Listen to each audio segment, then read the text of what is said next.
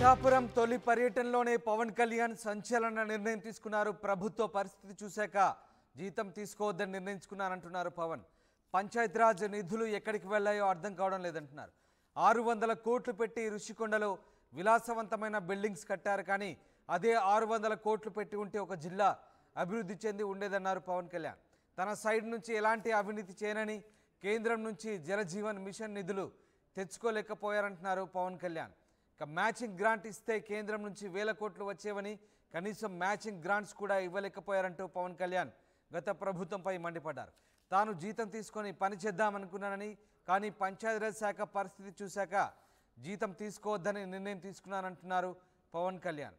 జీతం అవసరం లేదు, నా దేశం కోసం నేల కోసం పనిచేస్తానంటున్నారు పవన్ కళ్యాణ్. ఇక మనం తీసుకోకూడదు, మనం ఇచ్చే పరిస్థితుల్లో ఉండాలంటూ పవన్ కళ్యాణ్ వ్యాఖ్యానించారు. మొత్తం మీద తాను ప్రమాణ స్వీకారం చేసిన తర్వాత తన ఛాంబర్ కూడా మరమ్మతులు చేస్తానంటే వద్దని చెప్పినట్లుగా పవన్ చెప్పారు. అటు జీతం కూడా తనకు అక్కర్లేదంటున్నారు. దేశం కోసం తాను ప్రభుత్వ పరిస్థితి చూసి జీతం తీసుకోవాల్సిన అవసరం లేదని నిర్ణయించుకున్నట్లుగా పవన్ కళ్యాణ్ చెప్పారు. ఇక పవన్ కళ్యాణ్ ఎలాంటి ఆసక్తికర వ్యాఖ్యలు చేశారో ఒకసారి చూద్దాం. మ్యాచింగ్ గ్రాంట్ ఇవ్వలేని పరిస్థితిలో ఉంది. మ్యాచింగ్ గ్రాంట్ కొన్ని చోట్ల 40 కోట్లు ఉంది, 50 కోట్లు ఉంది. 40, 50 కోట్లు 200, 300 కోట్లు చేస్తే మనకి కేంద్రం నుంచి 1000 కోట్లు వచ్చేస్తాయి.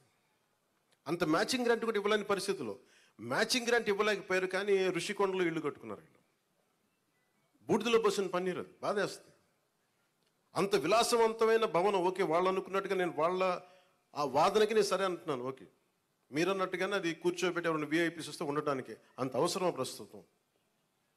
నాకే క్యాంప్ ఆఫీస్ ఇస్తే నన్ను అడుగుతా ఉన్నారు ఏం చేయమంటారు మరమ్మతులు, ఏం చేయగలరు అలా ఉంచండి అన్నాను. కొత్త ఫర్నిచర్ ఏం కొనకండి, నేను తెచ్చుకుంటాను అవసరమైతే. అలాగే మన సెక్రటేరియట్ నుంచి స్టాఫ్ వచ్చారు. మీకు ఈ మధ్యన అసెంబ్లీకి వచ్చారు కదా, మీకు జీతం ఈ 3-4 రోజులు కలిపి మీకు 35,000 వస్తుంది మీకు అని సంతకాలు పెట్టే మనస్కరించాలి. నేనేమనుకున్నాను, జీతం తీసుకొని పని చేద్దాం అనుకుంటే యాక్చువల్లీ లోపలికి వెళ్ళి పంచాయతీ నిధులను చూస్తూ ఉంటే డబ్బులు లేవు. పంచాయతీ శాఖలు ఎన్ని వేల కోట్లు అప్పులు ఉన్నాయో తెలియట్లా. ఒక్కొక్క హెడ్ తవ్వే కొద్దీ, అంటే ఒక్కొక్క దానికి ఏ హెడ్ కింద ఎంత ఖర్చు అవసరం ఉంది తవ్వే కొద్దీ అసలు అనంతంగా లోపలికి వెళ్తానే ఉంది. మాకు ఒకటే అనిపించింది, ఇవన్నీ కరెక్ట్ చేయాలి. ఇవన్నీ ఇంత అప్పుల్లో మనకి పంచాయతీరాజ్ శాఖ ఉన్నప్పుడు నాలంటూ డబ్బులు తీసుకోవటం చాలా తప్పు అనిపించింది. అందుకని వాళ్ళకి చెప్పి నేను జీతాన్ని వదిలేస్తున్నాను, నా జీతాలు ఏం వద్దు, కానీ నా దేశం కోసం మా నేల కోసం పనిచేస్తున్నాను. ఎందుకంటే ఇది పరిస్థితులు మేము ఇచ్చే పరిస్థితులు ఉండాలి మనందరం.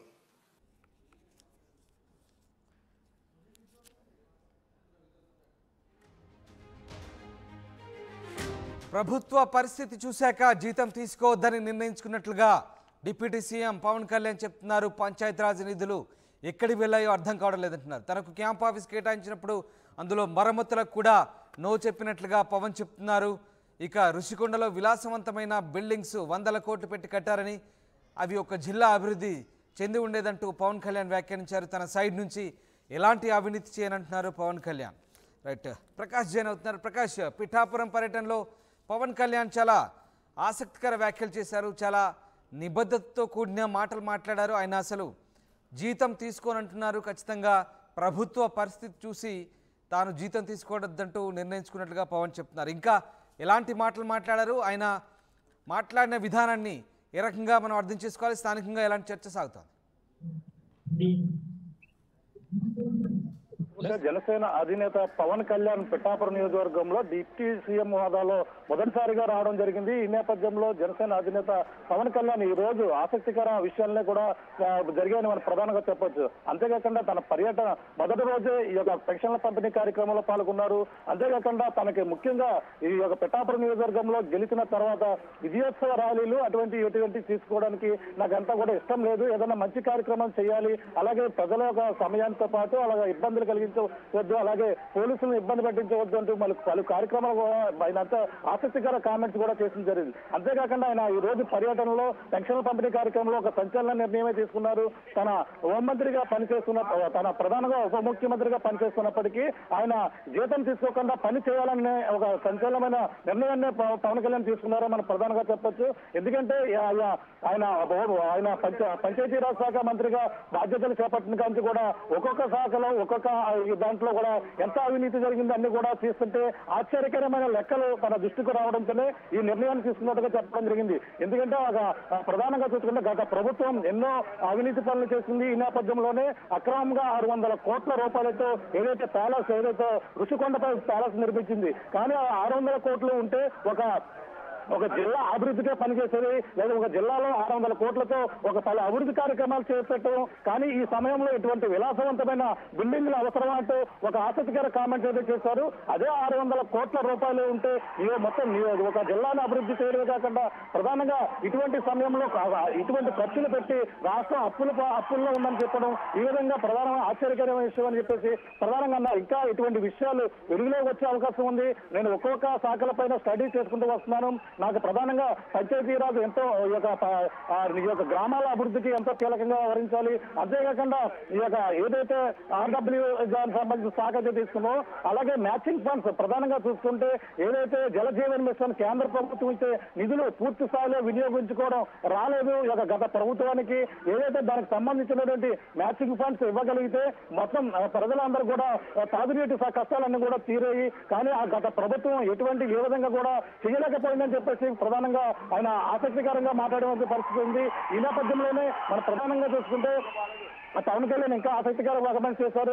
అంతేకాకుండా ఒక్కొక్క శాఖపై కూడా ఆయన రివ్యూ చేశారు. 600 కోట్లు ఉంటే ఒక అభివృద్ధి చేస్తారని చెప్పడమే కాకుండా నా సైడ్ నుంచి ఎలాంటి అవినీతి కూడా చేయనన్నారు.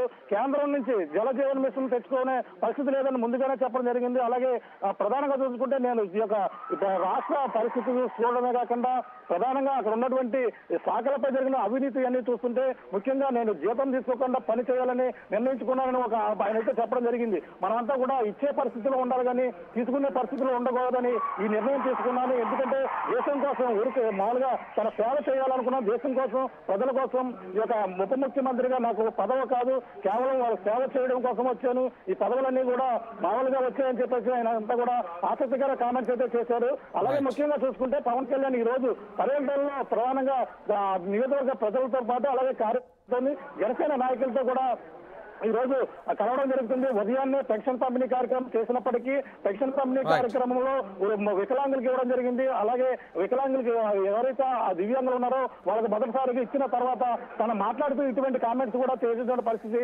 ప్రధానంగా ఉందని చెప్పాలి. Ramadas. Right, thank you Prakash. Pithapuram తొలి పర్యటనలో పవన్ సంచలన నిర్ణయం తీసుకున్నారు. ఇక నుంచి ప్రభుత్వ పరిస్థితి చూశాక జీతం తీసుకోవద్దని నిర్ణయించుకున్నట్లుగా చెప్తున్నారు. అలాగే తన క్యాంప్ ఆఫీస్కు మరమ్మతులు కూడా తానే ఫర్నిచర్ కొనిపెట్టుకుంటానంటూ పవన్ సిబ్బందితో చెప్పినట్లుగా వెల్లడించారు. పంచాయతీరాజ్ నిధులు ఎక్కడికి వెళ్ళాయో అర్థం కావడం లేదంటున్నారు. దాదాపు 600 కోట్లు పెట్టి రుషికొండలో విలాసవంతమైన బిల్డింగ్ కట్టారని అవి ఒక జిల్లా అభివృద్ధికి సరిపోయి ఉండే అంటున్నారు.